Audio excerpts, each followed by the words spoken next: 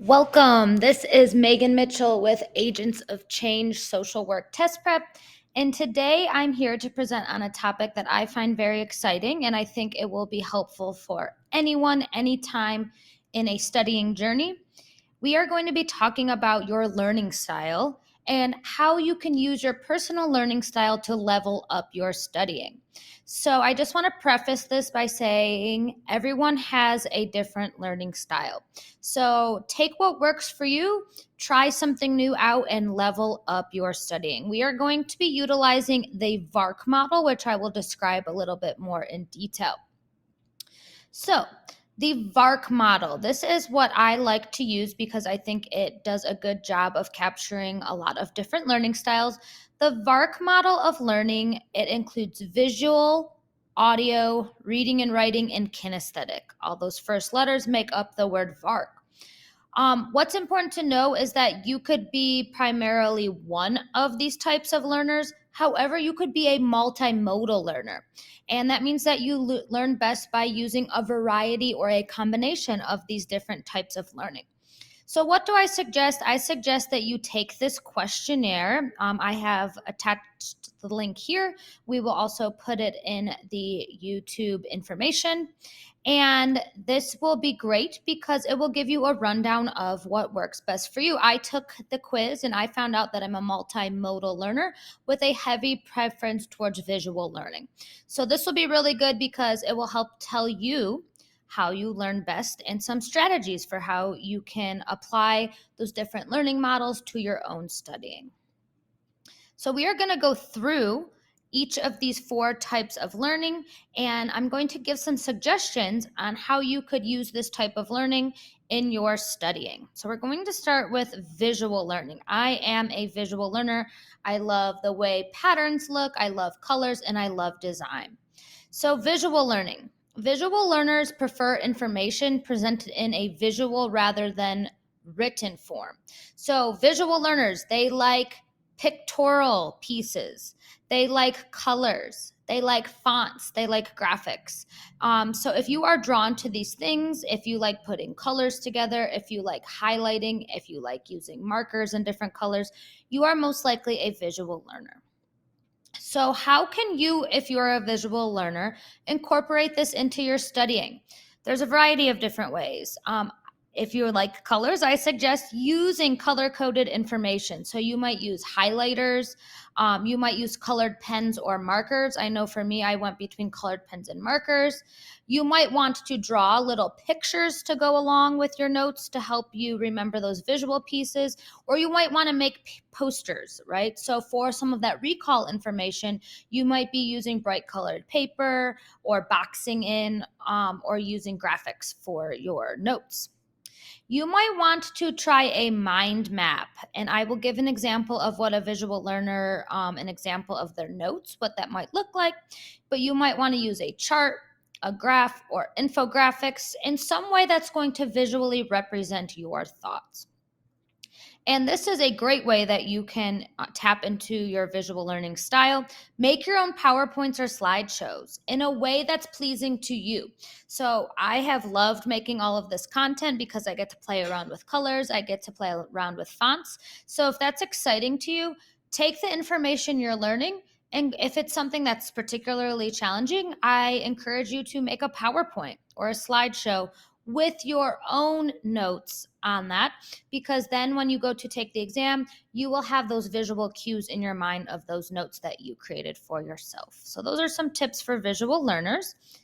I'm going to give an example of sketch notes. This might be something that a visual learner would utilize in their studying. So notice there's lots of colors, there's different sizes of fonts, and there's pictures. So you can see there's the brain, you can see that there's eyes and ears and arrows.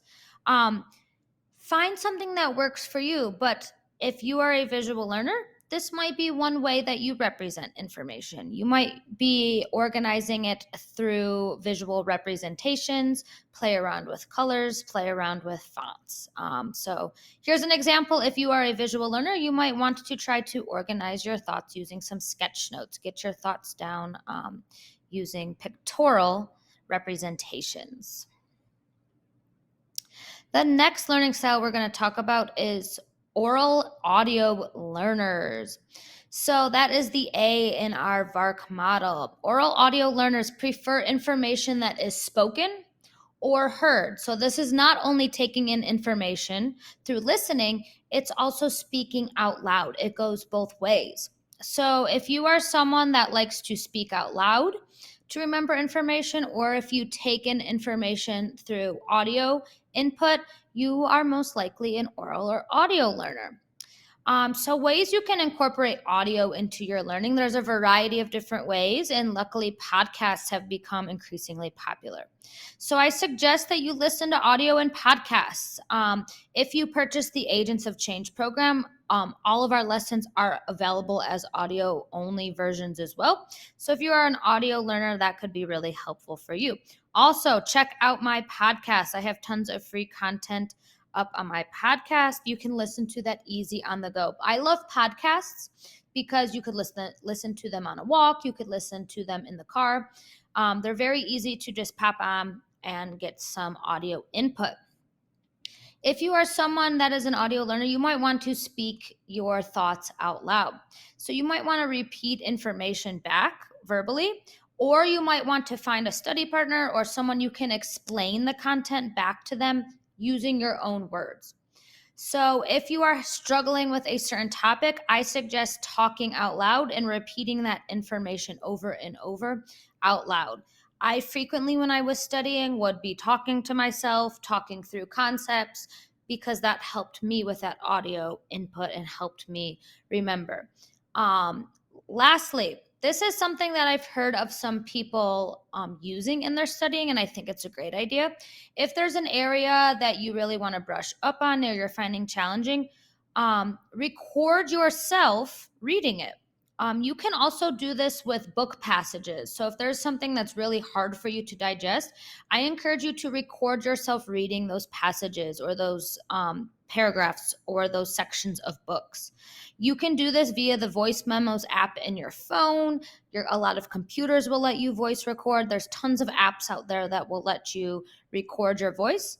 And that way you have it on the go that you can listen to. And that way, instead of just reading, you get that audio piece to help you reinforce the information. So I definitely encourage you to record yourself reading out loud if this is something that you think would be helpful to you. We are now going to jump into our next learning profile, which is that letter R. And this is a combo learning style, reading and writing learning. Reading and writing learners prefer to take information through print. So this would be reading a book. This would be writing out information. Very straightforward here. So ways that you can incorporate reading and writing, if you are a reading and writing learner, into your studying, you want to take notes, but then to reinforce that learning, you want to convert your notes by making, you might have extensive notes. You want to organize that and synthesize that to turn it into less.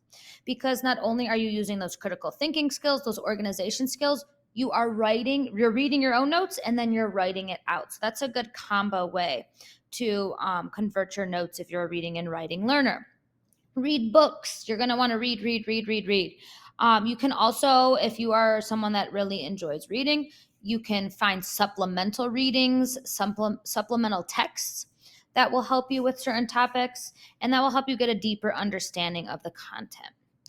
If you are someone that does really well with writing things over and over and over again, this worked very well for me for, like, say, medications, Erickson's stages of development. You can write things out over and over again until it sticks in your brain. So a lot of people do that. They might write things over and over again to help it solidify. You might be someone that uses flashcards if you are a reading and writing learner. And remember, for this exam, I suggest flashcards for recall information because recall information is important. You definitely need to know recall information, but you also want to make sure that you are able to apply the information and utilize it in critical thinking situations. You might be also someone that is reading your notes again and again silently, going through those written notes again and again, or going through handouts or going through PowerPoints by reading.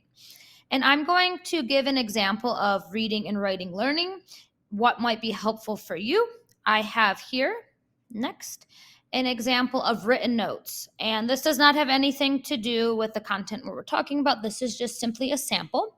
As you can see on the left, they wrote in a notebook and they are doing a lot of bullet pointing and organizing, right? So they have a header of the section and bullet points that follow. Going through and organizing your notes this way might be helpful if you're a reading and writing learner. Also, you can see they make lists and they number things. Some people prefer to do reading and writing and take notes on a computer. So oftentimes they will utilize things such as headers, subpoints, bullet points. Notice here, you can also, if that works for you, you can take notes on your computer and organize them that way. When you're doing reading and writing, it will be really important to organize your notes so that when you go back to read them, they make sense to you. So you don't want everything to be all over the place. You definitely want it to be in a manner that makes sense for your own type of learning. Then we have our last learning style, last of our Vark model examples. We have kinesthetic learning. And kinesthetic learning is when people prefer to learn when they can participate in activities or solve problems in a hands-on manner. These are also people that learn best by doing. So oftentimes people say, I'm having a really hard time finding a material that's going to work for me because I'm a kinesthetic learner. What's great about kinesthetic learners is you can make any type of material kinesthetic. You just have to be creative with it. So remember, kinesthetic learners, they like to participate. They like to be hands-on. Sometimes they even are tactile. They like to touch things. So how can you do this if you have a book or if you have audio or you just have handouts? Ways you can do this. You can role play case vignettes. So a lot of materials out there will give you case vignettes. You can role play this. You can either do this out loud or you can find a study partner or someone to role play those vignettes with you. Really helpful for DSM-5 disorders or if you are going through ethical dilemmas and you need someone to role play with. Very, very, very helpful if you are a kinesthetic learner and you learn by doing because you're actually experiencing that role play. Study groups are great if you're a kinesthetic learner. Why are study groups great? Because you get to answer questions and have feedback on your learning in real time. So you can connect with peers, you can ask questions, and you are doing because you're actively involved in the study group. So study groups are great for kinesthetic learners. Move. Kinesthetic learners often do best by engaging full body movements while they're studying. So you might play music while you're studying if you're a kinesthetic learner, or you might be walking while listening. That would be kinesthetic, right? You might be cleaning your house while also studying. So kinesthetic learners like to have their bodies moving while they're studying. So get up and move if you're a kinesthetic learner. Also, kinesthetic learners oftentimes, because they like to be moving, should utilize movement breaks. So you don't want to sit for too long. If you find yourself getting anxious or antsy and you just need to move your body, utilize a movement break, whether that be stretching, getting up, stretching your legs, walking to the bathroom and back, getting a drink of water. I suggest doing that. Another way kinesthetics can learn is by using real life examples, right? This is going to help them participate in that hands-on matter. So for different things, like for example, Erickson's developmental stages, you might want to make up your own examples utilizing people in your own life that fall within those different developmental categories. Or for defense mechanisms, you're going to want to come up with your own examples. What's great about coming up with your own examples is that's going to work on that higher order thinking, which really solidifies that application and critical and reasoning skills that you are going to need for this exam. So creating your own real life examples is going to be really, really solid to help you with that long-term memory. Kinesthetic learners, you're going to want to experience this exam because you do best by hands-on stimulations. So what you want to do is you want to role play or simulate testing day. So how can you do that? You can, when you're sitting for your practice exam, you can simulate it, such as having no distractions, sitting in a room for 4 hours, sitting at the exact same time that you would take the actual exam. You want to recreate a very positive, calming, grounded testing experience. So use that role play, use that practice exam as a time to kind of set that up so that on test day, You've already experienced, sitting for 4 hours. You know how it feels in your body. You know how to ground yourself if you feel yourself getting anxious. So definitely encourage you to do some role playing or test simulation before you take the test if you are a kinesthetic learner. I am going to show an example of kinesthetic learning for those of you that are hands-on. This is just an example. It's some cups and they have different categories, and then there's little strips of paper. What you would do here is you could do a sorting method. You could use this for medications. You could use this for any sort of recall information. You could print out little definitions or information and sort them into the correct categories that they go to. Why this is good: you're moving, you're using critical thinking, you're sorting, and you're touching. So there's that tactile piece as well. So this could be great for medications, defense mechanisms, or research definitions. I've had some people try this out with great success that are kinesthetic learners. Definitely, if you think this will work for you, I encourage you to try this sorting method. You can use cups, you can use bins, you can use boxes, whatever that will help you kind of put those big muscles to use while you're also practicing those recall skills as well. That is the rundown of our Vark models. There's a few other types of learning that I want to point out. There's solitary learning. Solitary learners are people who often want to study alone or do best by managing studying by yourself. So you might say, I really need some alone time. I like my own quiet time. I like to be in control of my studying. If you concentrate best when alone, if you prefer individual assignments to group activities, or you just like that time to decompress, quiet, be with yourself and your thoughts, you are most likely a solitary learner. So if someone asks you to join a study group and you're a solitary learner, that might not be the best fit for you, but everyone, of course, is differently. And you could be someone that likes studying with people at times, but also likes their alone time to really dive into that solitary learning. So that is one additional style. Then there's social learning. Social learners do best. They thrive when they're around other people, when they are able to work in groups. They feed off of the energy of others, then they're working in teams, or just when you're interacting at any level with other people. So social learners are going to do best when they're around others to bounce ideas off of, to reflect with others, or for accountability. Some people do best in a study group because they have people encouraging them and motivating them. So if you are a social learner, you might do best by finding either a study partner or by forming a small study group. I always encourage people, if you're going to form a small study group, make sure that there's people that have similar learning styles to you, similar expectations to you, because you want to make sure that it's a good fit and a good use of your time. So that is my suggestion if you're finding a study group. So also important to know if you're a solitary learner or a social learner. My advice: everyone is different. We just went over a ton of different learning styles. You might be a combination. You might realize something about yourself by taking that quiz that you didn't know. So find what works best for you. You are also going to hear so many people out there in the world saying that certain materials worked for them. Not every material is going to work for every person because every person has a unique learning style. So you might use trial and error, and it's also certainly important that you are self-reflective. So notice with yourself what ways of learning work for you and which ways do not work for you. You need to be realistic, right? Also know that your needs could fluctuate.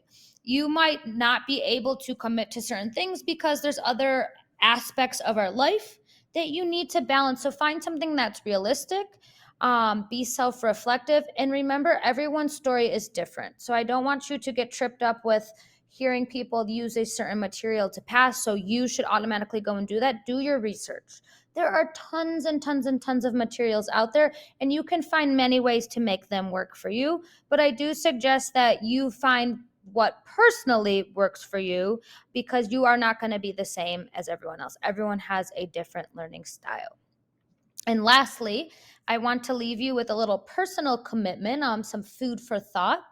I suggest that whenever you are sitting down to study next, if that be this week or this month or sometime in the future, Commit to trying one new study tool or technique. So we covered a bunch of different ones, maybe something that you had not thought of prior, but determine if this is something that's going to help you. If it will help you, you will be able to retain information. You're going to be able to apply the knowledge, and you're going to be able to deepen your critical thinking skills. So I do want to preface this by saying a lot of people tell me I keep studying, studying, studying, and nothing's sticking. You're probably not tapping into your learning style in a way that is going to be helpful. So if that is the case, try something new. And I want you to make a personal commitment to try a new learning style or try a new learning method, because you might surprise yourself, right? At different times in our life, different stages in our life, we might lean more into our different learning styles. But my biggest takeaway is find what works for you. You can really tap into your learning style to make sure that you're studying not necessarily more, but you're studying more efficiently, because efficiency is really important. We all live very busy lives. So find what works for you and level up your studying. Thank you for tuning in.